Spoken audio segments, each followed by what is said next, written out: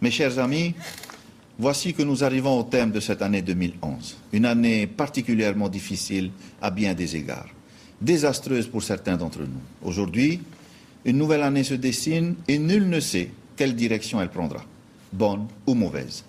Cela dépendra surtout de ce que nous en ferons. Des rendez-vous importants nous attendent.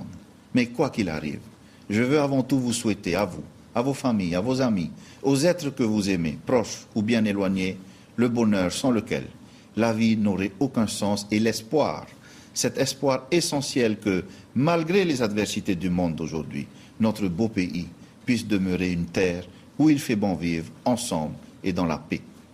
En particulier, je souhaite que l'année 2012 soit empreinte de 3 valeurs qui me tiennent personnellement à cœur et que je vous propose de partager. Solidarité, sincérité, espoir. Solidarité tout d'abord pour celles et ceux qui sont aujourd'hui en difficulté, dans le doute. Solidarité pour celles et ceux qui n'y arrivent pas ou qui n'y arrivent plus. Solidarité pour celles et ceux qui souffrent. Une solidarité faite de cœur et d'actes, d'attention et de gestes simples, et qui nous a toujours caractérisés.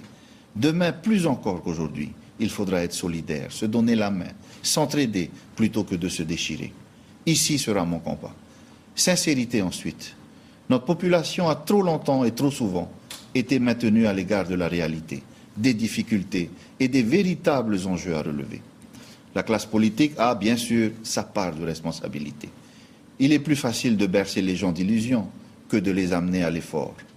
Les conséquences sont amères, nous en faisons tous aujourd'hui le douloureux constat. Mais désormais, le temps des faux prophètes est fini. Il nous a mis en péril, il a mis en péril l'avenir de nos jeunes.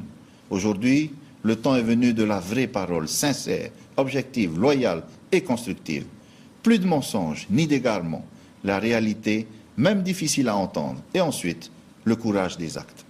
Espoir enfin, espoir d'une vie meilleure pour chacun, espoir de réussite dans les études et le travail, espoir de conquête pour nos entreprises, espoir pour nos communes, qui sont la vraie base de la démocratie, espoir enfin pour notre destin commun. Sur ce point, vous connaissez mon engagement, vous connaissez ma voix, elle est à droite, elle n'a pas changé.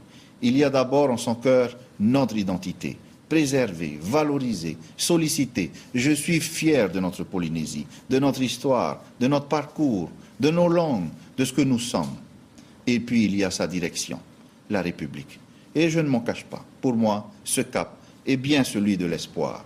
Une République pour laquelle les Polynésiens sont une force de proposition et non pas des Français de seconde zone.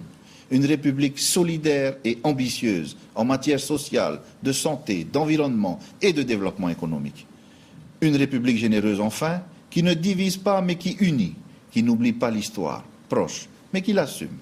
Car le Fénois a également beaucoup donné à la nation, et notre nation, par-delà les hommes qui l'incarnent et auxquels je rends hommage, à la mémoire du cœur. Je retiens en particulier cette image du défilé du 14 juillet à Paris, qui cette année, à l'initiative du président de la République, Nicolas Sarkozy, a débuté par un formidable haka polynésien, un geste fort, un moment d'une grande intensité. Tous les Champs-Élysées ont vibré.